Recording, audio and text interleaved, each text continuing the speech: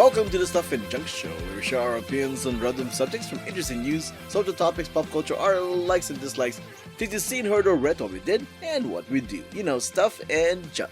Hello, my name is Albert. And now it's Tommy. And that's it, guys. That's it. I think we're officially like a two-person podcast again, Jiaming. Yeah. Just a couple of dudes speaking to a mic. Just a couple of dudes. Well, actually, that makes us an official podcast then, right? It's just a couple of dudes. It's just a couple of dudes, right? Pretty now much. It's official. Yeah. That's a good point, though. Let me think. The podcasts I listen to, who are on? Okay, I have one as the Ralph Report. It's actually 3 people, 2 guys and a girl. But that girl does like drop out some episodes. Randomly. So there's that. Sounds like our podcast. Yeah. I listen to a couple in the chat, but that's a guy and a girl. So there's that, and that's pretty consistent. They're professionals, So there's that one. Most of my podcasts are a sports podcast, and that's all basically dudes and stuff like that. I'd say 99% of the time it's just dudes. There was one, the Quitters Never Give Up podcast, which is like a group of like 5 people or something like that, and then it's like 3 guys and 2 girls, So that's different. Podcast. I recommended the Film Bros podcast a few months ago, and that's 2 ladies reviewing movies and stuff. I don't listen to it consistent. I mostly added it for just to show support to like small time creators and stuff like that. It shows support, so they're gonna get that. Basically, it's like our podcast where people are like, "I'll subscribe. I'm not gonna listen, but I'll subscribe." And then the pity subscribe, that's fine. I'll take it. Speaking of movies, I do have a movie podcast film class, and that's 3 guys, so that's there. There's that. And a bunch of NPR podcasts, which is like very even-handedly guys and girls, and all girls or all guys. So I was like, and they're interchangeable too, by the way. They all speak in the same monotone voice. It doesn't really matter if it's a guy, girl, they, it's not them. monotone. It doesn't really matter. They just speak in a professional manner. That's all. Which is a monotone voice, neutral monotone voice. I get it. Yeah. I think NPR gets a bad rap about that, because the only time that people talk about the monotone voice is when it's a podcast about like reporting something. Sure. But the podcasts I listen to are discussion podcasts, and they don't sound that monotone, really. They're actually having a discussion like we are, kind of thing. Sure. Yeah. Sure, the passionate people. Yeah. Yeah, like the NPR Politics podcast, it's not monotone at all. They're pretty like they're having a discussion, they're having a conversation. So yeah. Anyways, where were we? Oh yeah, it's the 974th episode of the show, and as of this recording, it's currently 4:44. Wow, 4:44 a.m. July 14, 2026 in Thessaloniki, Greece, and it's time to take a look and see what's up. That's a lot of force. Important to make yourself laugh. That's what I've learned so far from this podcast. It's important to make yourself giggle. Well, right. I mean, that's the spice of life. Make yourself laugh, right? Make yourself, as long as you're self-satisfied. That's all that matters.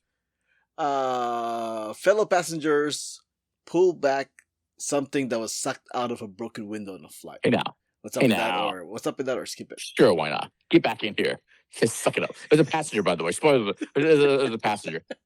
He stuck his wiener out the window, and then they had to pull it back in. Yeah, I mean, I literally saw this article literally like a minute before we started recording. So let me just read through it. Fellow passengers pulled back a man who was partially sucked out of a dislodged airplane window a few minutes after takeoff on a flight from Sir, that's not Germany. A glory hole. You can't do that. Please. It happened in the morning flight, and it was a 61-year-old passenger who was not identified by name, suffered neck and shoulder injuries and friction burns. Okay. I can imagine. The shoulder injuries, I can see that, because, like maybe the window is not that big for a full person to like get sucked out, right? And then the neck thing, is it like maybe the pressure of getting pulled is like but the friction burns? Where did the friction burns come from? Probably. I don't think this is much of X-Files. I don't think you need to call BS on this. Relax, it's fine. You know what I mean? Well, I'm not saying it's BS. This guy. I don't think you want to call BS on this poor bastard. You know what I mean? I mean, I've never witnessed anything like this. Thankfully, and all right. It's not a scam. It's not like an HR like work comp scam. It's okay. It's fine. Let the poor bastard. Let it go. You know what I mean? The poor bastard got stuck out of the window and stuff like that. Let it go. I was looking at how this could have possibly happened, but the airline has not said what caused the window to dislodge. So the window dislodged. Is it like broke open? Goes back to what I said, the glory hole situation. Right? A glory hole is a hole that was already made there. Okay? Yeah. This one was like, it was a window that was like, it popped off. Yeah. Okay, what kind of airplane is this? Is it like your Yeah, typical? how's it pop off? Yeah, how's it pop off? Right? Am I right? Speaking of popping off, Yeah, I know. Seriously, I'm telling you, it's a freak. It's a freak. You know, the freaks out there and stuff like that. So yeah, that's my theory. yeah, amazing. All right. Oops, I just like exit out the tab where my show notes is at. Let me get it back. Yeah. Albert added that. Nah, I'll leave it on. Whatever. So where was I? Oh yeah. Next up, a Brazilian couple claimed the record for most kisses in 30 seconds by a pair. What's up with that, or skip it? It sounds like the dumbest thing I've ever heard in my life. I think skip that. I mean, who cares? You know what I mean? I mean, aren't you curious how many times they kissed in 30 seconds? Not at all. Nobody really cares. Nobody gives a rat's ass. Well, okay. All right. Well, listeners, if you care, link us in the show notes. Let's see. Taco Bell is no longer selling this 5 menu Wait, were they kissing each other or were they kissing other people? They were kissing each other. It's a couple. Then I really don't care. Okay. Guinness World Record, though, but okay. Taco Bell is no longer selling this 5 menu items. And is it? Sure, you know why. Is it the quesadilla? The cheese? That's my favorite thing from Taco Bell. But yeah, what is that? What did they stop selling? Let's see. They stopped selling. Okay. Where does it say here? Oh, come on. Where is it? You don't have even a list article. Yeah. Anyways, this involves the what do you call that? Cyclosporiasis outbreak. You've heard of that, right? Which one's that? There's too many outbreaks. Which one is this one? Is it the diarrhea one? It's the diarrhea one. Yeah, there you go. Yeah. USA. Yeah. So there's a sign here on the drive-thru that says, "We are currently unable to sell lettuce, cilantro, onion, pico de gallo, and guacamole due to a nationwide recall." I thought they didn't figure out where the explosive diarrhea was coming from. They're saying this is a cilantro thing. It's a lettuce thing. Is that a salmonella thing? There is a list. There is a list on like what are potentially affected. So interesting. Yeah, I'll get to that on the recommendation section where I recommend people to avoid this stuff. But yeah, I'll hold it for now. Okay, but let's see. It says here the Cantina Chicken Mexican Pizza. Oh, the Crunchwrap Supreme, not the Crunchwrap Supreme. I love the Crunchwrap Supreme. Okay, I guess I'm not going to Taco Bell for a while. All right. Okay then. Moving on. Grandma Droniak, age 96, says retirement home threatened to evict her. What's up with that, or skip it? I think I kind of glanced at that one. I think the community came in and kind of is helping her out, right? But yeah. What's the details? Why are they kicking grandma out? Apparently she was throwing too many wild parties. Oh, stop it. That's what it says. Apparently she's a grandma influencer. Stop it. Lillian Droniak, lovingly known to her millions of social media followers as Grandma Droniak, made the claim in a viral video. In the video done in her usual sit-down style. How else was you gonna do it? I know. In a bathtub? In a bubble bath? It'll break her hip and stuff like that. Where's the location? Where's she? Was it in New York City? This article does not say where this nursing home is, which I think is probably just for the she doesn't want to be found. Sure. I'm getting kicked out of the nursing home. I just got this letter. It says you're getting kicked out if you don't stop the parties. All right. Apparently she's a nonagenarian because 90 something. Okay. Yeah. While we encourage residents to socialize and enjoy community activities, we cannot have wild parties. It is shown in security footage that people were leaving your room at 1 a.m. last Tuesday. Wow. She knows how to party. Yeah, you know why? It's kind of like saying sex parties. They're having orgies in there and stuff like that. They're banging each other and stuff like that. So yeah, let them live. How much time do I have left? Let them live. Who cares? It's fine. You want to hear? At the very least, you know what you can do if you don't want to stop. If you don't want to party and stuff, slip them some sleeping pills in the food and stuff like that. You know what I mean? Well, I'm not sure I would recommend that. Knock them out. You know what I mean? So this is her response. I can do what I want. I pay $12,000 a month to live here, she said in the video. I could party if I wanna. Yeah.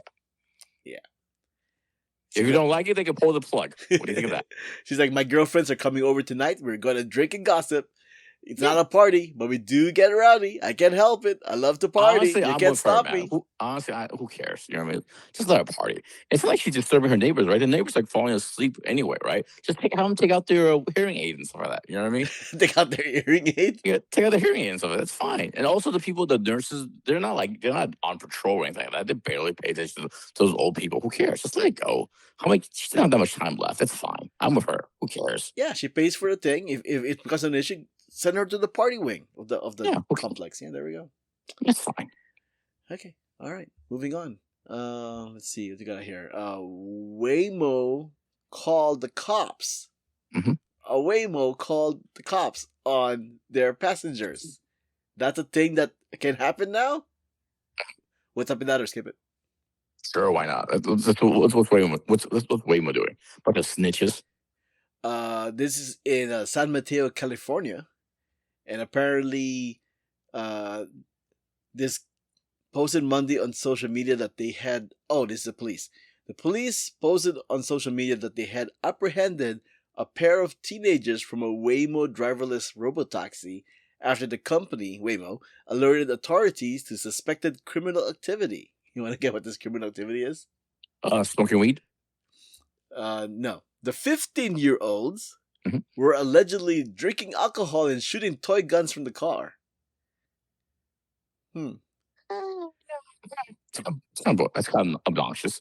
That is kind of obnoxious. I mean, the drinking alcohol, whatever, to you kids, but shooting toy guns from the car?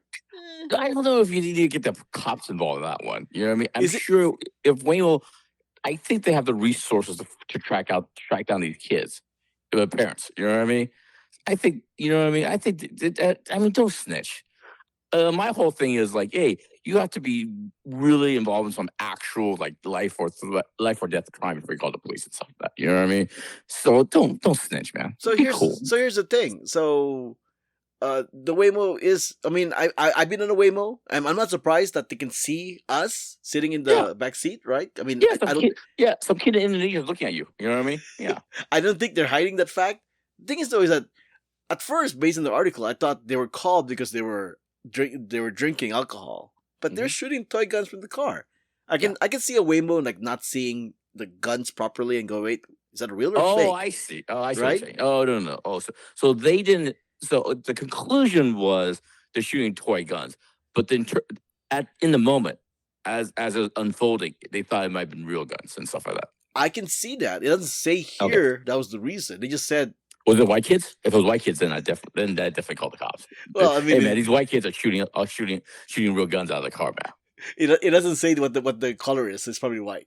Because if it wasn't, that'd be somehow be worse and stuff like that. Oh wait, this is an NPR article. They're respectful about those things. So yeah, it doesn't mention the color. If it was a bunch of white kids, I definitely would 100% call the cops, man. Those white kids are shooting up the neighborhood. With real guns, here we go. It says right here is that the San Mateo Police Department spokesperson said that detaining the teens in the Waymo on Monday was wholly appropriate under the circumstances. We received the call of a firearm being shot from a moving vehicle. Yeah. So the Waymo thought it was real. Yeah, that's fair enough. Honestly, that's fair enough. Not only that, but apparently they locked them in the car. Like when the police stopped it, the Waymo won't let the kids escape the car. Now, is that considered like... It's more than snitching now, man. It's the Waymo's like, hey, cops, we got him. We got him inside. It's vigilantism. It's digital Batman. It's a transformer now. You know what I mean? Yeah, it's a digital Batman. Good Lord. I am kind of like on the fence about it. It's kind of like it's borderline, but yeah, I get it. I was on the fence before this article. I was like, screw you, Waymo. Why are you snitching on us? But now I'm like, I can see it being like a legit call. Yeah, especially like I said, if it's white little boys and stuff like that. Yeah, I definitely get it. Did they drive him to police? That'd be even more hilarious. Oh, does it say that? No, I think it just called. If they GPS the nearest police station and drove these white kids there and stuff like that, that'd be hilarious. So the kids would be like, "Hey, Waymo, where are you going? Don't worry about it. Don't worry about it, bro." It's a hell I found situation. Don't worry about it, kids. Yeah, there you go. If things will be fine, it's kids. Relax, kids. It's okay. All right, here's another one. Let's see. It says here, cosplay model sold this blank outside an anime convention. Oh my What's up in god. there? Skip it. What's the most gross? Let's go with saliva. We'll go with that. How about that? Not saliva. Okay. Go on. Oh, don't make you say don't make me guess panties. That'd be the worst. Not panties. Socks. Not socks, but close? Question mark? I don't know. What is it? Okay, over at the ParkCon 2026 in San Jose, California. Oh, California's right here. Sure. Cosplay models set up unofficial stands outside Fanime Con, selling what they were openly marketing as feet juice. Oh, yeah. Gross. Fruit juice prepared in plastic buckets where they'd been soaking their bare feet. But the female cosplayers. Would you like to guess how much they were selling it per cup? Let's say a nice round number, $20 per jar. It was $10 to $15 a cup. Yeah, close enough. Would you like to guess how fast it sold out? Oh my god. Get the hose, guys. Get the hose. We're gonna need to make it more, man. Holy cow. Let's say that less than 30 minutes. Yeah, it was under an hour. Sold out in under an hour. Yeah. Yeah, not surprised. Now, ParkCon, as the article pointed out here, is a separate, unofficial outdoor event that runs alongside FanimeCon. A lot of the small anime conventions, they do have unofficial conventions running around it. Kind of thing. The money they're making, they might as well get a booth next time. You know what I'm saying? Make it official. Well, booths cost money. This is cheaper, right? They're just in a parking lot. Yeah, but still, man, they can afford it now, man. Come on, man. Yeah, so here, one cosplayer dressed as Hatsune Miku was filmed standing in a bucket of juice while handing cups to a line of paying customers. You know what? I mean, those guys. Those guys. I would definitely say guys. Definitely guys. Come on, 100% men that bought that. You gotta stop feeding into these stereotypes and tropes and stuff like that. You're not helping, man. You're not helping. You know what I mean? Come on, be cool. Be cool, man. Hey, guys who buy this stuff, she's not gonna have sex with you, okay? You doing this, she's not gonna have sex with you. Come on. Yeah. You're definitely going to some sort of database, by the way, too, man. Good lord. But yeah, it's wild. Not surprised, but wild. Yeah. All right. Last thing here is what's her name? The girl who played Miss Marvel in the Marvel movies. Iman Vellani? Yeah, Iman Vellani. Yeah. Mm-hmm. Iman Vellani gave out a quote commenting regarding whether there was an article or consensus or an opinion that Gen Z kids don't care for superhero movies, right? And she has to respond for that as somebody who's also Gen Z. She well, admittedly, she's in the movies, so there's a little bit of self awareness of benefiting. Says here, Gen Z isn't done with superheroes; they just want better stories. Iman Vellani believes younger generations still love superhero movies, but says audiences today are craving films with stronger emotional depth and authentic storytelling, especially in an era where AI is becoming more involved in creative work. Rather than chasing bigger spectacles alone, Vellani argues that the stories people connect with most are the ones that feel genuine and emotionally meaningful. The first superhero unofficial, more or less, is still Superman, and it's been around 80 years. It's gonna, like anything, it's gonna come and go. It's gonna have high points, low points. You know what I mean? Now it's kind of maybe on a downslope, but it'll still be around. It'll just more metamorphosize. It'll change shapes and stuff like that. She's right and stuff like that. Yeah, it's fine. I'm not worried. I'm not that worried about it. I think Spider-Man's about to open to about 220, 250. So yeah, I mean, what can you do? You know what I mean? Spider-Man's a really good example because Spider-Man, out of I think a lot of the current superheroes that are on the big screen, is the one that people can get very emotionally invested with, right? And so that's probably the reason. That's part of the reason why Spider-Man movies are so supported, because you can connect with this guy who's struggling to just get by while he's like fighting crime, right? Like a typical superhero movie where it's just superhero versus bad guy. That must feel boring now for kids. It's like, yeah, we've seen this before. Like, what's so special about that? But if they can have an emotional connection with what's going on, then that works. So, and I'd say the nuanced conversation is Spider-Man's going to open big. The next Superman movie will open big. The next Avengers movie will open big. So if we're just talking about the film industry itself, it's not in a very good shape, despite the movies I just listed.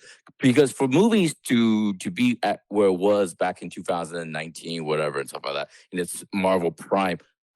C-list, D-list movies have to do well, like the Supergirl movie, and other those C-list character movies have to do well. You know what I mean? It can't just be the big temple, big shiny names and stuff like that. So that's just the movie industry, though. But if you're talking about like the comic book industry, you know what I mean, the apps and stuff like that, the books, you know what I mean, going to conventions and buying the books, the Marvel Unlimited, the DC Unlimited, wherever. That's a different conversation. You know what I mean? And then so yeah, it's fine. I think she is just referring to like the movies.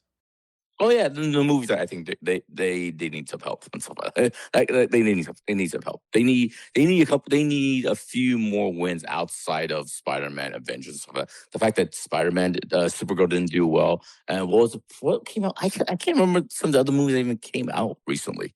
What else came out recently? Minions. Oh, like Fantastic Four didn't. It was okay. Yeah, we're still talking superheroes, but yeah, go ahead. Yeah.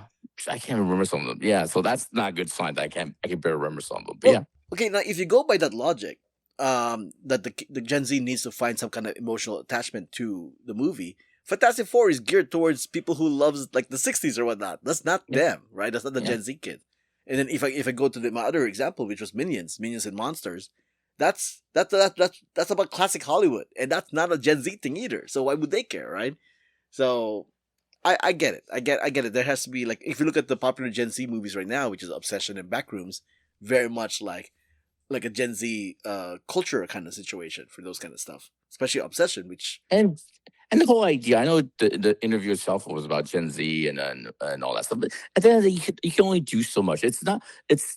You can just make the best movie you can. You know what I mean? The audience will find it at some point, whether they find it in the theater, whether they find it on streaming and stuff like that. You just have to make the best movie you can. You know what I mean? The audience will find itself. You can't just. It's not. Art is not. Art is art, basically. It's not a science. You know what I mean? It's not a formula. You can just go in the lab and figure it out. True, but I feel like Gen Z doesn't care for huge spectacle, which is a lot of what we in the millennial and Gen X crowd kind of like seeing in the big screen spectacle, right? But Gen Z doesn't care about spectacle anymore. They want that human connection with. I spent maybe 0% of my time in the last year, 2 years thinking about what other generations think about what they want in the movies and stuff. I just go in there, do my own thing, watch my own thing. Whatever they want to watch, whatever they enjoy, they'll figure it out. It's not that big a deal. Things blow up. The Michael Bay model of making money. Things blow up. Explosions. Yeah. And like I said, I'll just expand on the point I made earlier. Everything comes and goes. Everything goes in cycles. I've been around for like almost 50 years now. Everything goes in cycles. You're using Michael Mann example. Michael Mann's day has passed too. Michael Bay's time has gone too. He hasn't made a movie in a long time. And his last movie he did make was on Netflix. Things come and go and stuff like that. You know what I mean? It's not. I just sound stupid. It's not my job to figure out or like see what other people like. I just just do my own thing. It's not our job. I'm just curious. I'm curious to see like what the Gen Z kids know. Like, all right. I just know if I want to. I just wait for my nephew to approach me as far as like what he wants to watch and how he gets that information. Probably through TikTok, through his friends. I try to show him trailers every now and then, and if it works, it doesn't work. I don't know. I don't know what the alchemy is. Unlike you, I live with somebody who's Gen Z and stuff, Gen Z Alpha probably, and I can't figure it out. You know what I mean? He's come with me to go see Odyssey. He had no interest in Supergirl and some other stuff that's come out this year. He's going to see the Odyssey with me. He wanted what else? He wanted to see Furious after I showed it to him. Who knows? Who knows what the science is? Who knows? All right. Yeah. And that's what's up. Oh yeah, Lucy's not here. No one's to say it. Yeah. Now this is the part where Albert has a list and watching the guess. The funny thing here is that I have here listed that is 9 Japanese Gen Z trends in 2026. But based on what you said, I probably can skip that. Let's see. Let me look down my list of lists here. The world's most valuable brands in 2026. Did I already do that? In 2026, the world's most valuable brands in 2026. No idea. I don't remember if we ever did that. All right, give me the take a guess on what the top Is it the still twentieth. is it still Apple? Apple's number one. Oh my gosh. Is TikTok a brand? I don't know if the brand is a brand and a company. No, But TikTok? TikTok number 6. Yeah, yeah. Is Facebook still there? Facebook. That's Meta, right? So Yeah. no, it says here Facebook number 9. Yeah. Google? Number 3. Oh, Jesus. What else is there? What else can I top of my head? The source is Brand Finance, which assesses brand value using marketing investment, brand strength, and financial performance. Internationally or just domestic?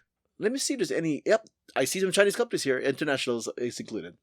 Oh, then maybe BYD? BYD. Is it Michael Jackson? Do BYD. if BYD there is, I don't see the letters BYD unless it's in Chinese. So no, I don't see BYD. Is everything that's if every Chinese brand in Chinese that will you be able to read it if I even guess it?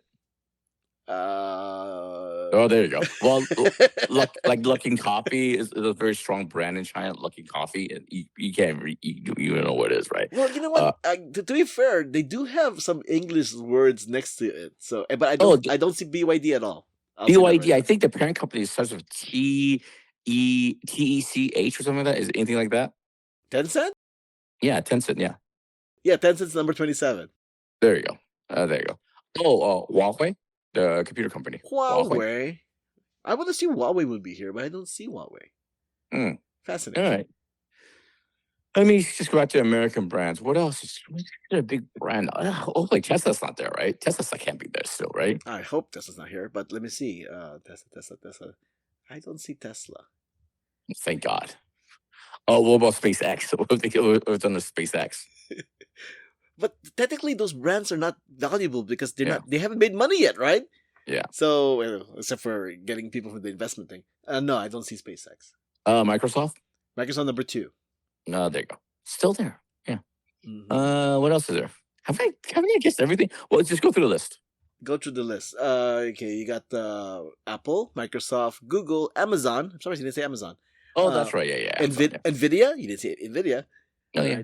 I don't consider that a brand really because it's a tech company. It's it's weird. Well, I mean, the difference between a company and a brand is it's blurry. But yeah, okay. It is blurry because they say Facebook, not Meta, right? So clearly they're making a very big distinct difference kind of thing. Well, my whole thing is like a brand would be like something that I think about or I engage with on an everyday kind of a basis, as I live my everyday life. You know what I mean? Sure. I've never thought about the video in my at all, except when it comes, as I come across it in the news and stuff. Amazon I use it, every day. Google I use, Apple I use every day. But yeah, right. They're brands. Like TikTok's a brand, right? Yeah, exactly. Yeah. Walmart, Samsung, Facebook. Once again. State Grid Corporation of China. It's a utilities company. And then this one says T. It just says T. I think that's either Germany or Denmark. Denmark. It's a telecom company, right? Oh, that might be the parent company for maybe like T-Mobile. Maybe. Next one is a banking company, ICBC. That's a bank. Again, that's a banking company. That's not a brand. I don't know. The brand. Instagram. Then it goes China Construction Bank. Home Depot. Oh, Home Depot. Look at that. Verizon. You got Bank of China. You got Oracle. You got Agricultural Bank of China. You could brand is just I don't consider brand. It's just like these are some of the biggest companies in the world. They should just call it that. But yeah. Yeah. So yeah, I'll keep going till I get to. Honestly, the people that wrote it probably deliberately said brand, just soften it to humanize these conglomerates and stuff like that. You know what I mean? Number 20 is Toyota. Then you got Allianz Group. You get Motai, which is spirits, so that's alcohol. American Express, United Healthcare, AT&T, Costco, Tencent, Shell, Disney, Uber, China Mobile, Ping An, WeChat, Bank of America, Aramco, Mercedes-Benz, Coca-Cola, Hyundai Group, Chase, Visa. Oh, Coca-Cola. That's the one I should have said. Coca-Cola. McDonald's. Number 37, though. I'm surprised that Coca-Cola is number 37. Yeah. People not. Yeah. I don't think people are big on sodas anymore. Oh, have you come across McDonald's yet? Subway. That's coming up actually. You got the Yeah. Hyundai Group, got Chase, you got Visa, you got BMW, Deloitte, McDonald's, Accenture, NTT Group. I'm going to go up to 250 here. Wells Fargo, TSMC, Lowe's, YouTube at number 49, and SAP, which is an internet and software company. That's fair enough. These are just companies and stuff like that. You know what I mean? Yeah, but I think once I think again, the writer, the article, the people behind it just deliberately just called it brand, just to soften it, just to humanize them. These are just like companies and stuff. So, whatever. I guess, but like, once again, that explains Facebook, because once again, Meta has a bunch of different arms, but Facebook themselves is the brand of that company that matters a lot. That's more valuable. So that's kind of like how they're playing it, I guess.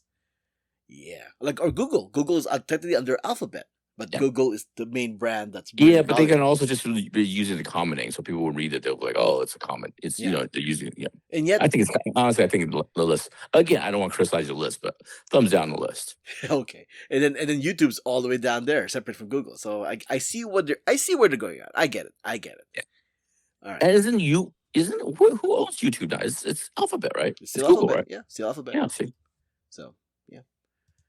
All right, and there we go. That's the world's most valuable brands in 2026. Now, what else you got?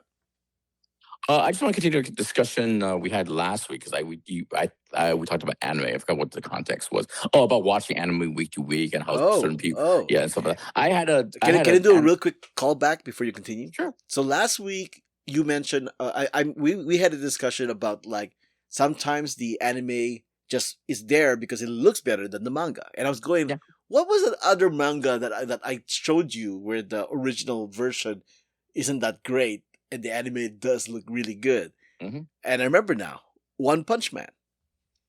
Oh, okay. The very original One Punch Man webcomic, which is the original for the original creator, just released like chapter number 300, not 300, or 160. I'm sorry, 1C, chapter 160. It's like spoilers if you ever want to see Saitama finally fight Geno again. We're coming back to that again. So anyways, yeah, One Punch Man. The original One Punch Man webcomic notoriously has pretty basic artwork to the point where what's the guy's name? Moritama redid One Punch Man to make it look really good looking. And then the anime. Somebody else redid it? Yes. To make it look better? Yeah, that's the one. So the anime is based on the remake, because that looks better. But the story is still based on the original One Punch Man webcomic. I've read a few chapters of One Punch Man Jump Shot. I can't tell if that's the original or the remake. So you can tell by the style. If it looks nice, if it looks nice, that's the remake. That's the remake. Yeah. Yeah, because I remember showing you the comparison, and you're like, "Yeah, let's stick with the other one." Anyways, go ahead. The other anime topic I had in my back pocket is because it's actually due to He-Man. I watched the He-Man Masters of the Universe a few months ago and stuff like that. And as I was watching, it's a terrible movie, by the way. It's small spoilers for the Masters of the Universe movie. It's a small spoilers. But as I was watching, it's a good thing Anna isn't on this episode because she liked the movie. Well, it's okay. People can like movies, not movie. It's fine. It's not that big a deal, to be honest with you. People have bad taste. People have misjudged stuff. Wow, you're saying Anna has bad taste? I think everybody that liked that movie has bad taste. So that's fine. The movie's fine. The movie's fine. Okay. Well, you gotta have to higher standards and stuff like that. Anyway, the point is, as I was watching it, because there was nothing on the screen that was interesting to me, but I had an epiphany as I was watching it, because the part of the story. I know it's based on an '80s cartoon and all that stuff. It's He-Man, it's Adam, and whatever, blah blah blah. But it has very much elements of like manga and shonen stuff. You know what I mean? Especially shonen fighting thing. You know what I mean? It's like he protects his kid. He's born to be a warrior. Blah blah blah. But anyway, as I was watching it, because it had these kind of elements I see in shonen anime and stuff like that, I had an epiphany. I'm like, as I was watching it, I was like thinking, you know what, Anna. If this was an anime or a manga stuff, they wouldn't. This story would not unfold like this. This is some real BS. I was just thinking, why wouldn't they do that? I was thinking like one of the reasons I like anime and specifically like shonen anime, like battle fighting anime. That's which is what I primarily watch and stuff. I would say 80% of the anime I watch is like shonen and stuff like that. I'm like, why wouldn't they do it? Why do I like it so much? I'm like, because I think they take it so they take the subject matter, they take the character and where they are in life and where they're going in life so seriously and so earnestly. Not even serious is the wrong word. It's earnest. You know what I mean? And Matt, like for example, again, the Master of the Universe, small spoilers and stuff. The kid, he gets back, he leaves his home planet and stuff like that. He was supposed to be set up to be the next king. He was supposed to be a warrior, blah blah blah. And then, but he was very kind of immature and stuff like that. You know, I mean, he was kind of like he didn't take it seriously and stuff. And then something very traumatic happens. He gets banished from his world. His mom and dad possibly have died, and he goes to Earth and stuff like that. And how does he spend the next like 15, 20 years of his life and stuff like that? He works in HR. He kind of looks for he doesn't really look for his way back. He's searching for his magical store on like was it eBay and stuff like that. I was just thinking as I was watching, it's like this would never happen in like an anime. The kid, even though he's just a kid, would take his life and his position and his and life seriously and stuff like that. And I was struck by it. You know what I mean? I'm like, I had a real epiphany and stuff like that. It's like, why do I like anime? And I think this is the reason why they take their character, the main characters. It doesn't matter what their age is. They could be 5 years ago, they could be teenagers, they could be 30 and stuff like that. They take their position in life and where they are and where the role in life seriously and earnestly and stuff like that. It's not just like jokes. It's not like hey, playing it off and stuff like that. You know, like haha, sarcasm, jokes, cute and stuff like that. So anyway, that's the so if people ask why do you watch anime, what is it? What is it about it that separates it? You know what I mean? I think this would be partially my answer. You know what I mean? So anyway, that's my whole thing with Masters of the Universe, I guess, as I was watching it. So by the way, I didn't finish it. To be fair, I was so bored I walked out. It's the last 20 minutes might have been a masterpiece, but who knows? You seriously walked out of Master of the Universe? Come on. It was during the NBA playoffs, and I watched a late showing. So around the time where they again another example of like I said they I don't need it to be like super serious. I'm not super that, but at some point the character needs to be more engaged and be more serious. It was right after they had a whole fighting. It was after he turned into He-Man. You know what I mean? He gets his powers and stuff like that. And then there's a whole fight scene as they flying through the forest. And at some point, he ends up on like a windshield or something like that. And it's a major battle. And he kind of he sees Man at Arms and he kind of waves at him like, "Hi, like, hey, how's it going?" Or like, he's goofing around. It's like, come on, man, take it seriously. Take anything that happens in this movie seriously. Be engaged. Take your role seriously. Take your responsibility seriously. And I was like, I'm not in the mood for this anymore. You know what I mean? I gave it an hour. The game I watched earlier, the NBA game went long. I saw a late show. I was like, yeah, I don't need this crap. I'm out of here. It's an Amazon Prime. It's an Amazon movie. I'll watch it in a month when it comes out on Amazon Prime. I'll finish it then. But it's the more and more I watch anime consistently, and then I go back to like Western media, it irks me. It bothers me now. Even I had this feeling again during the last Avatar movie and stuff like that.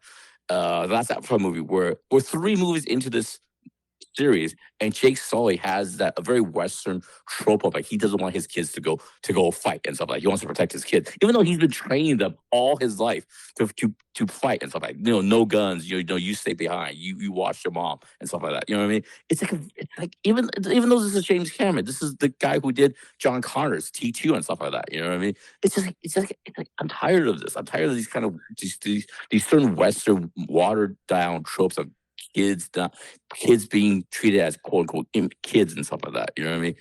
And they should be treated more as adult, more thinking, more give them more agency and stuff like that. It's like, I'm tired of it. I'm tired of this crap. One could argue that anime also have their fair share of dumb shows that are kind of dumb. Every no piece of art is above criticism. Right. No every piece of art is without its kind of repetitive tropes and stuff like that. Yes. Of course, that's not what I'm talking about. I'm talking about a distinct characteristics that I find interesting in anime that I can't find in Western media and stuff like that. You Well, know what I mean? I'm talking about the plus. you went from one direction and then you end up in the other direction. You just said that not everything's the same. Everything has its own subtlety, and then you go like you can't find in Western media. You can absolutely find those kind of stuff in Western media. Come on. Sure.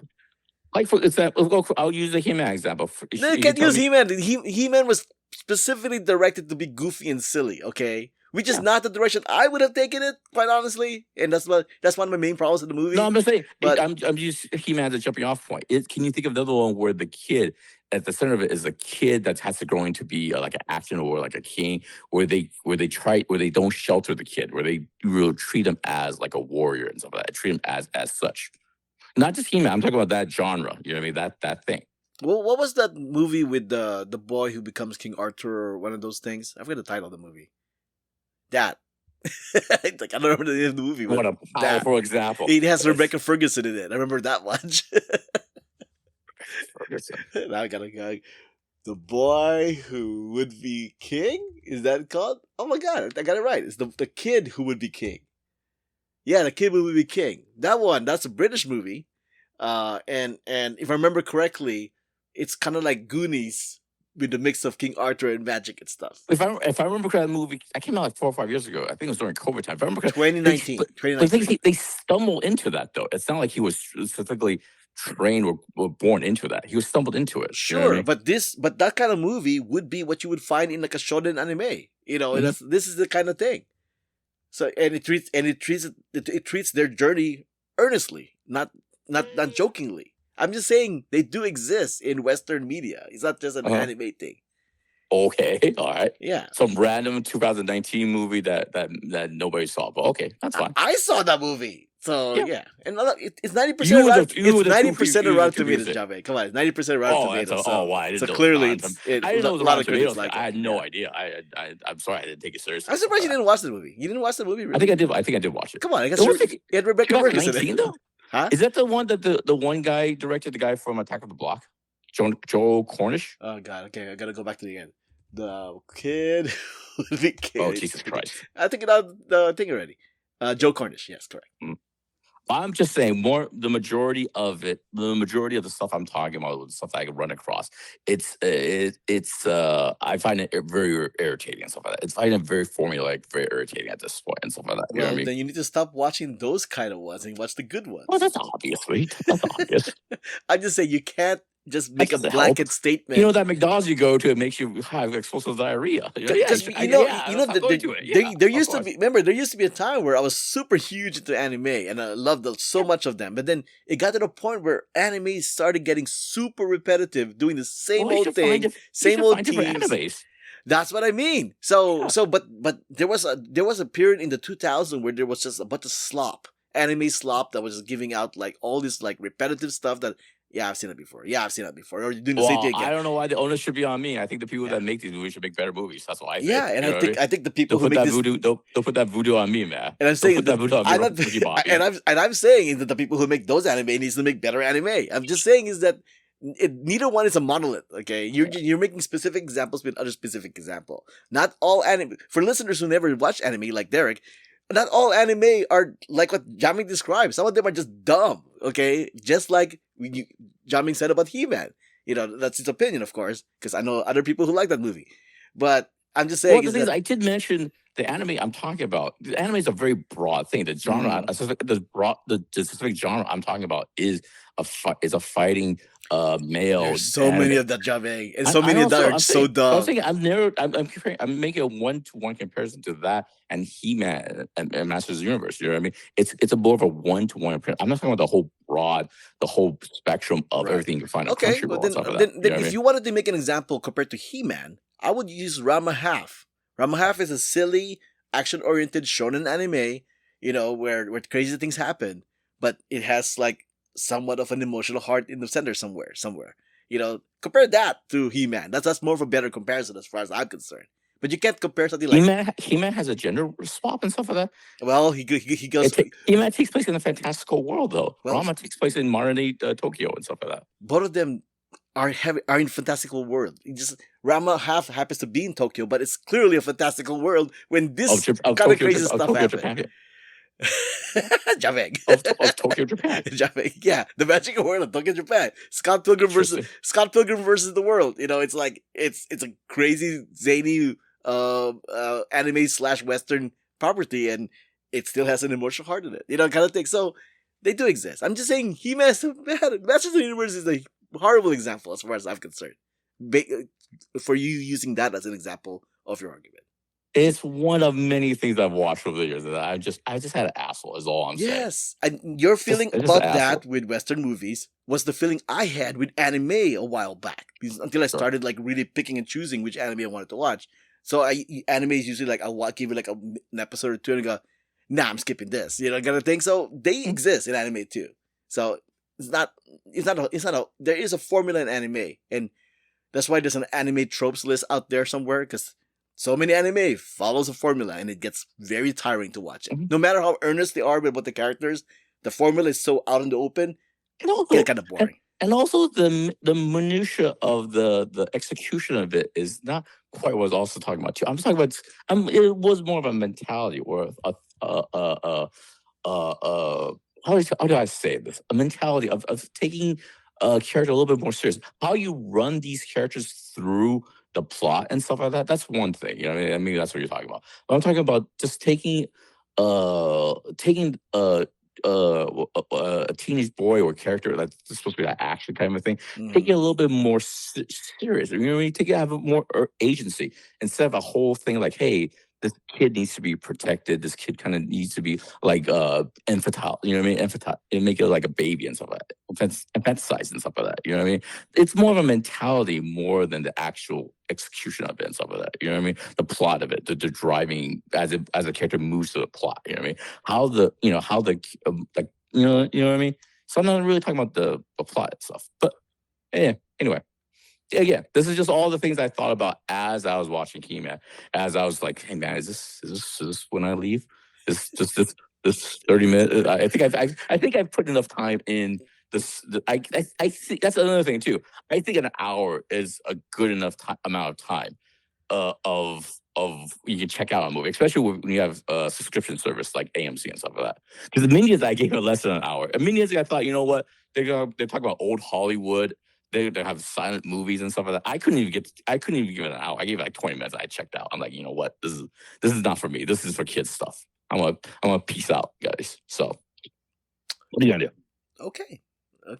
I'm just saying, you play a dangerous game when you start stucking in broad pieces. That's all I'm gonna say. All right. Is a police gonna come and bang down my door? It's my opinion. You know, who gives a rat's ass? If people take it and leave it, it's not that big a deal. Okay, all right. Really quick note here. I was watching The Invite. The Invite. Yeah, The Invite. Did you watch The Invite? Did you watch The Invite? Where this movie ended, credits started rolling, and I'm hearing like people talking in the background, kind of thing. And there was a group of Gen Z kids in the back, right? And I overheard this line, which to me felt like, what? Question, the line, the quote here was from a female Gen Zer. She says here, "I'm going to knock off a star on Letterboxd because it could have been more gay." Is that where we're at now? We're now making grades based on like what the representation is in a movie? Come on. Is that where we're at now? I don't know. Are you asking me? We're talking about asking the audience. Now this is a broad question. Is that where we're at now? I mean, I can't speak for Gen Z or that particular reviewer. I can't speak for the Gen Z or the particular reviewer, but I'm the kind of person who likes doing reviews and base it on what's in front of me. Like I'm not looking for a checklist of like, well, it has to have this, it has to have that, in order for it to be good.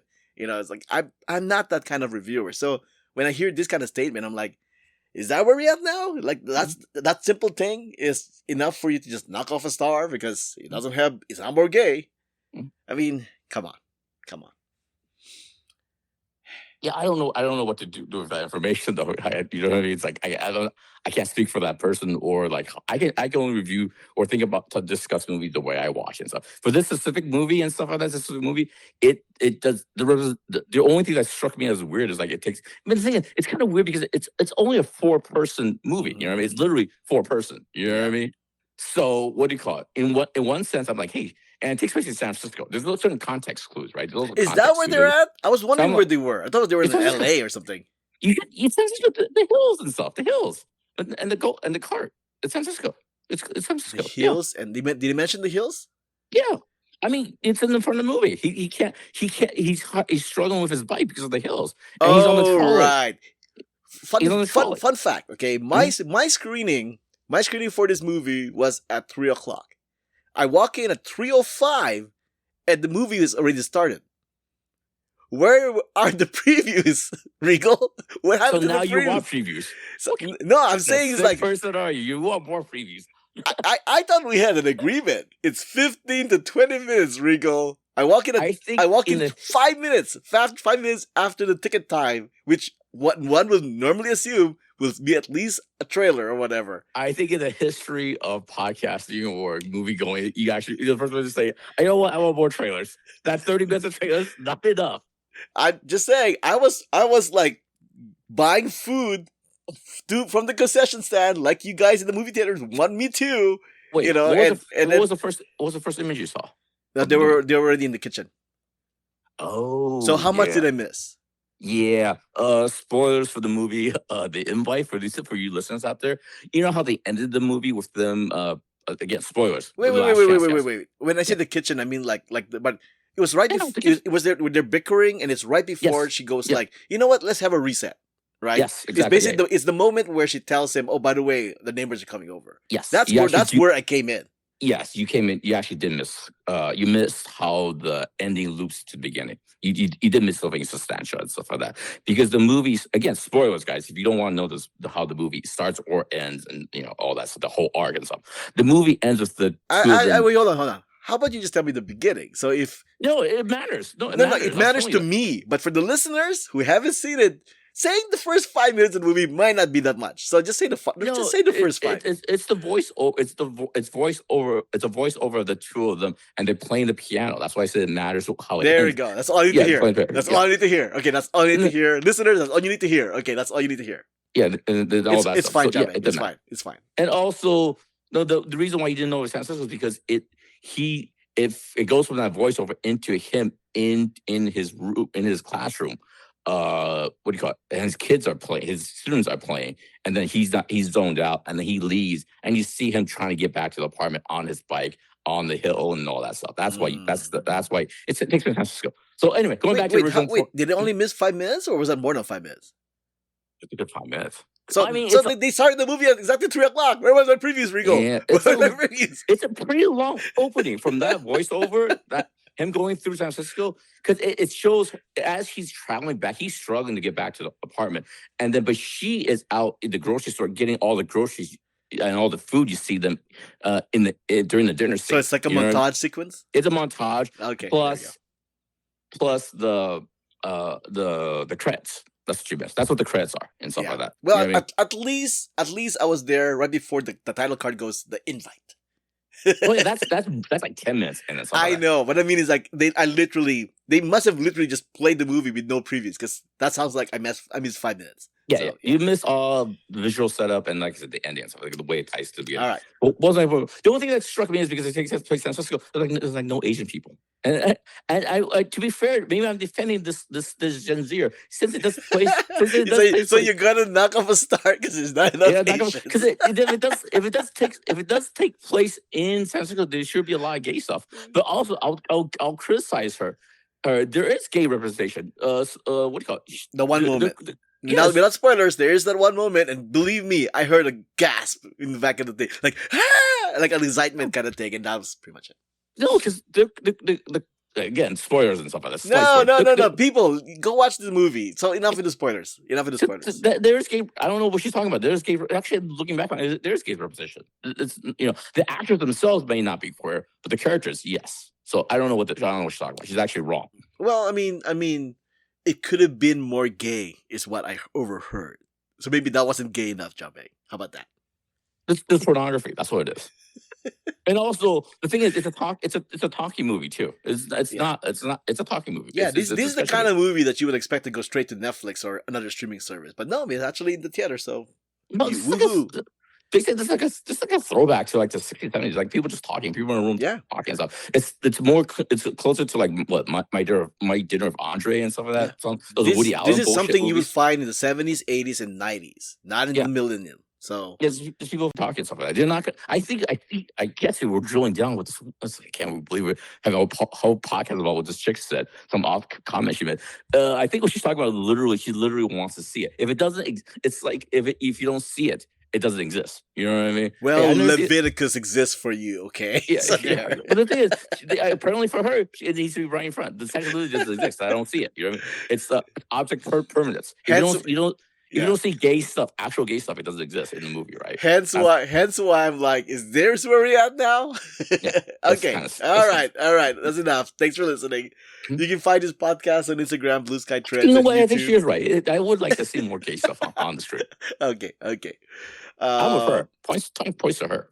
Blue Sky Trends on YouTube, Instagram at Stuff Junk Show. You can find me Albert on Instagram and Letterboxd at Albert5x5 and Shirts of Albert. You can find me on social media. Yeah. I'm sorry. Go ahead. You can find me on social media, JIAMANGLOU. Yeah, it's not getting hurry now, right? Music has been provided by Gloomy June. Well, I'm not even done yet. Updates, contact info, ways to support us. Anyway. And everything else. You can't pee. You're too late now.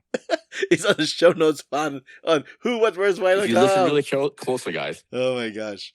Before we go, let's give our 16 listeners some recommendations for this week. Jiaming. Go see The Invite. That's fine. I haven't seen much. I haven't seen much of anything else recently, but Invite's fine. Nothing. It's not reinventing the wheel. It's a bunch of people in the room talking. It's fine. Yeah. If you like that kind of stuff, I know some people don't like seeing talking heads in a big giant screen, but this is one of those. The thing is, if you want to see people talking in a room that's more interesting, just find that what's that movie with what's called what's the Mormons in the room hierarchy heresy what's that thing with Hugh Grant a couple years ago? What's that thing called? Oh, Heretic. Yeah. If you want to see a better kind of movie. Is it people in the room talking? Yeah, but that's how I framed it. That's a horror movie. This one, The Invite, is a relationship drama. Yes, but the way I framed it was people in the room talking, right? That's all I said. Jiaming, Mr. Broad Guy here. Speaking in broad terms. I think I was very specific, actually. If it's solely on people in the room talking, go see Heretic. It's on HBO Max. The Invite's fine. Okay, I'll put down Heretic here as well. Heretic. Invite is if you like relationship dramas, people having this. Actually, if you like the fly in the wall thing, like you're fly in the wall listening to conversations. This is one to check out. Okay, where was I? I promised earlier I was gonna list a bunch of foods to avoid if you want to try and avoid the cyclosporiasis, aka the diarrhea outbreak. And the list here is... here we go. Symptoms first. Symptoms are loss of appetite, bloating with burping and flatulence, fatigue, low-grade fever, stomach cramps, nausea, vomiting, watery and sometimes explosive or severe diarrhea that can lead to dehydration, one of the main concerns with the illness. Okay, and the foods here listed are bagged salad mixes and kits, like pre-cut lettuce blends with romaine, iceberg, red cabbage, and carrots. You got fresh cilantro, the coriander leaves, fresh basil, raspberries, snow peas, green onions, scallions. So those are the things that you may want to avoid if you want to avoid it. Of course, everybody wants to avoid it, so avoid it. So there's that one. And then my other recommendation is watch a Sam Neill movie. The guy just passed away recently.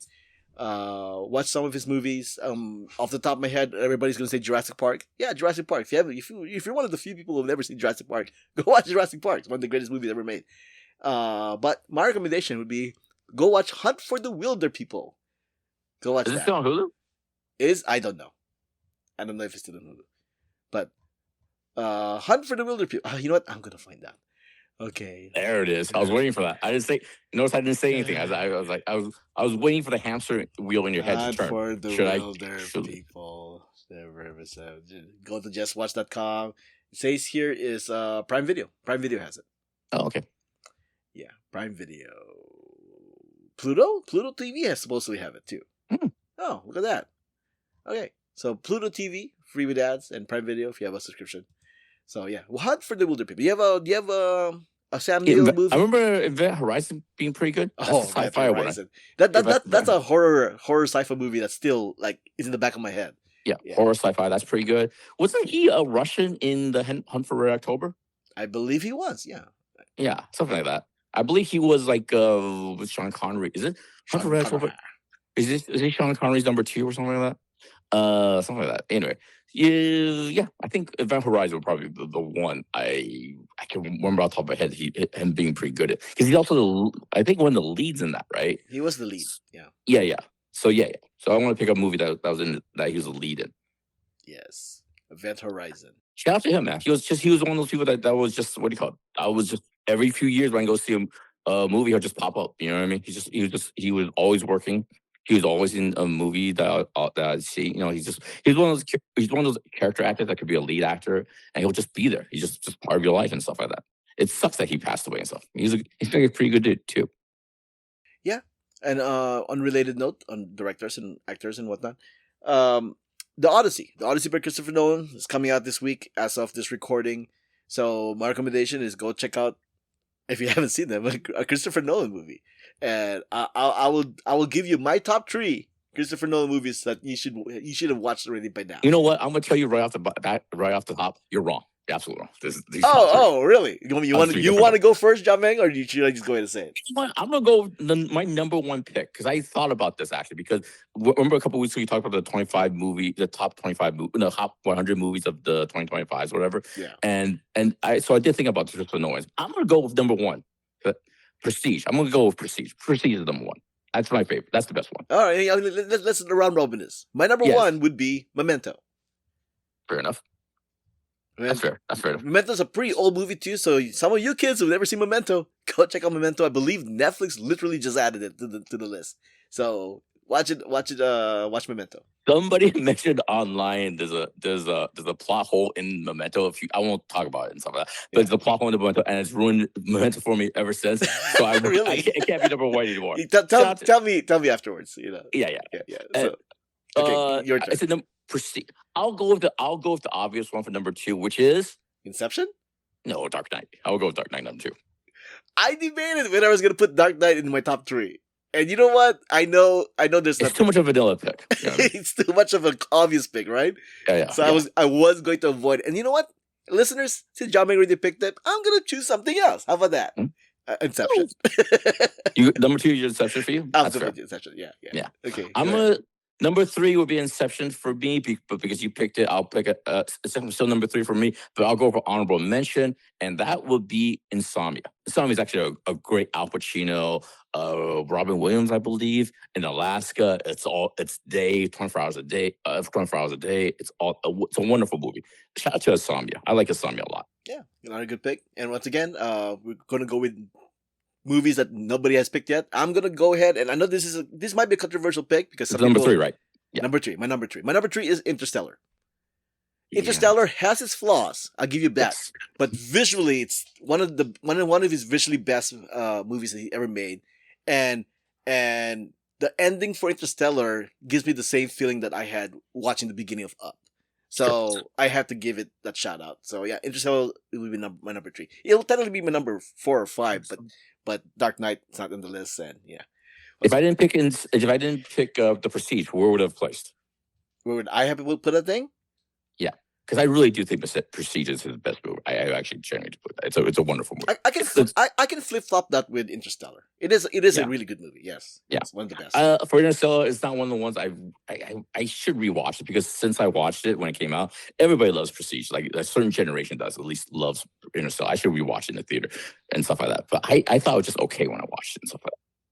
Yeah, well, I think Interstellar was around the era where everybody expected too much from Christopher Nolan, and so it maybe you have more loftier goals or loftier expectations from him when that came out. I wasn't pick Kenneth. I know that for sure. I don't know what's happening. Hey, you know what? Let's play that game. Worst Christopher Nolan movie, even in subjective terms. Worst.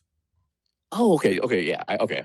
So, if you didn't pick Memento, hold on. What was my list again? Prestige, Dark Knight, and then Insomnia. no, what's number Insomnia. three? No, I would pick Inception number 4, and then Insomnia. Then I would pick like Batman Begins. I would where would Dunkirk? I mean, where would Tenet go? I would put Dunkirk ahead of Tenet. Tenet actually, let me think of going through the list. It would be near the bottom. It would be where the Dark Knight Rises and Mhm. Tenet. Yeah. Yeah, I would have Interstellar somewhere in the middle. Actually, Okay. I would put Tenet in the bottom. yeah, Even though I like the ideas it has, and definitely he really played around with narrative because he loves playing around with narrative. sure. But Tenet was like a mess. It was like, what the hell's going? Even the I know. actors are like, what? I don't even Yeah. know what's going on. To tell you the truth, Yeah. it's like, It's one of those things where it's just too smart for its own good and stuff like that. You know, and I would say honorable mentions as far as people not underrating it. Like I mentioned, what you call Insomnia. I would also put Batman Begins. I don't know why people don't like Batman Begins as much no, as no, no. I do. It's come around, Jiaming. A lot of people Yeah, actually appreciate Batman Begins now. it's more in keeping with Christopher Nolan's earlier work than some of his later works. It's Ooh. also two timelines where the two timelines merge in the middle and stuff like that, like just like Memento, just like Prestige and stuff like that. I really like Batman Begins. I like it a lot. It has one of my favorite scenes of Batman, where I don't want to spoil it and stuff like that. It's an old movie, I don't want to spoil it, but it's a wonderful movie. Batman Begins and Insomnia, I think, are his two underappreciated movies and stuff. I like those two movies a lot. Speaking of early, did you ever watch his first movie, Following? No, never did. Never did as well. I wonder. I Yeah. wonder if that's available on streaming. Let's see. Yeah. Just watch Following. 1919. Yeah, 98. I think it's 98, but it's 99 Yeah, listed here. But Prime no. Oh, Only for rent. Only for rent. Yeah, 98 was probably like maybe the Sundance, and 99 was probably the release. Oh, look at that! If Yeah. you have a subscription to YouTube TV, you could watch it. Is it actual movie? It's like an hour and 20 minutes and stuff. Plus, It's an hour and Not a 8 short movie. minutes. Hour and 8 minutes. Okay, barely movie. I do have a very distinct memory of seeing Memento, which because it came out in 2000. I watched it with Donnie because it was like a Sundance darling, right? It was Yes. a big high movie. So yeah, I'm just being blown away. I became like a film bro when I watched that Memento movie and stuff like that. But yeah, I've been following his career ever since. I've seen every movie since then. Yeah. So and Memento came out in 2000, right? It was like literally one of the first movies of the millennial that I'm like, this is amazing. It's like, yes, exactly. Okay, all right then. But then let's go wrap it up right there then. Okay. Shout out to Christopher Nolan. Shout out to Christopher. Shout out to Christopher Nolan. It's a little too film bro-ish, but still, he's very talented. And shout out to Sam Neill. Yeah. Love the guy. That's what it started. Check out Sam Neill. you poor bastard. All right. This was episode 974 of the Stuff and Junk Show. Thanks for listening. Thanks for joining us. Until next time, this podcast has been a Who It Worst Why production.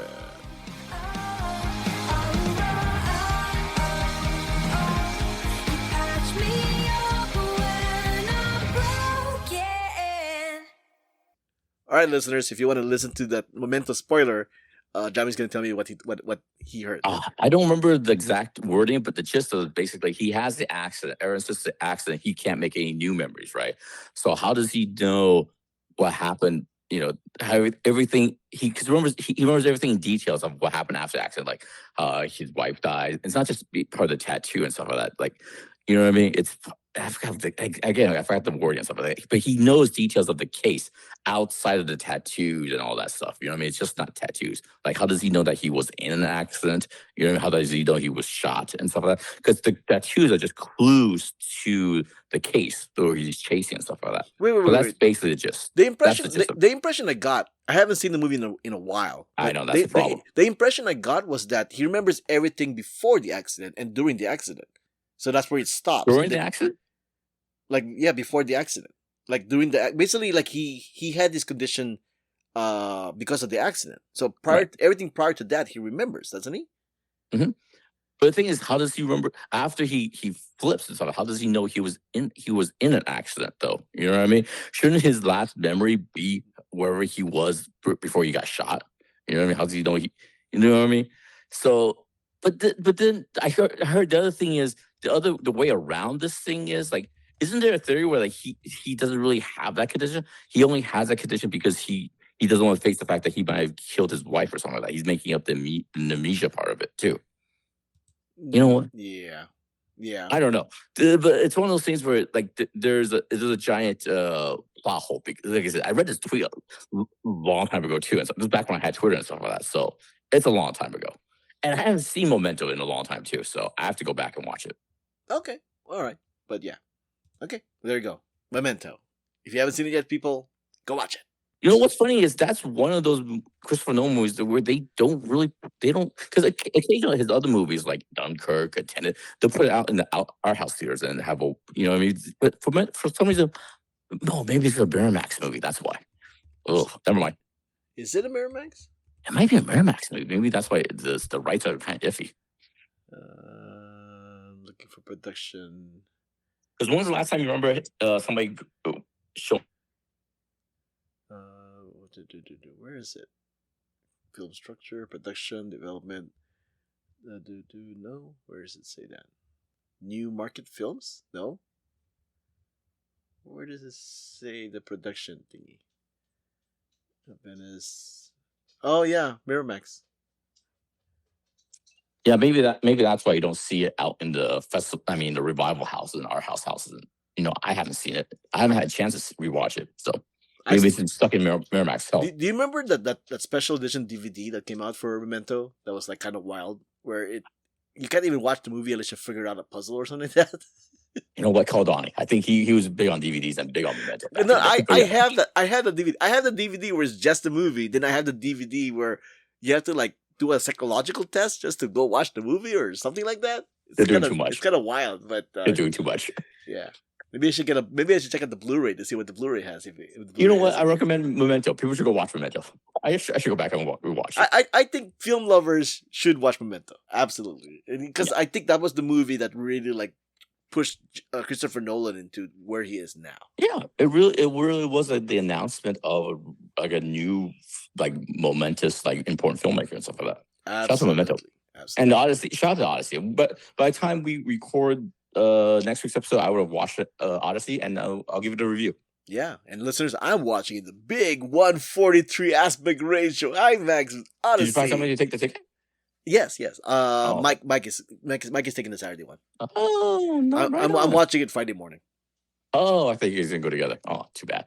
No, I'm assuming he's taking his girl. So. Oh, okay. I didn't want to wait till Saturday night in the first place anyway, so I'm kind of glad that those other. It have to be like a date night for you bros and stuff. But yeah, shout out to Christopher Nolan. Still one of the more pioneering film directors today. I know this is a long podcast, but we didn't mention Oppenheimer. I was not a big fan of Oppenheimer. Well, I mean, there's a reason why we didn't mention Oppenheimer. It's a good movie. It's fine, and it's not one of his worst. But even if I had to put it in the list, it's definitely not in the top. You know, it's like closer to the middle bottom than anywhere else. Yeah. Watch The Wind Rises. It's a better movie, but the same subject. But yeah, go ahead. Oh, man! Nice shout out to Miyazaki there. Wind Rises. Shout out to Miyazaki. Yeah. It's a better movie. It's kind of the same subject, same time period. Yeah, I agree with that one. Yes. Okay, then that's a wrap. All right. Peace out. Later, all. See you at Comic-Con. Oh no, let's still get one more episode before that. You bunch of nerds, man. Right.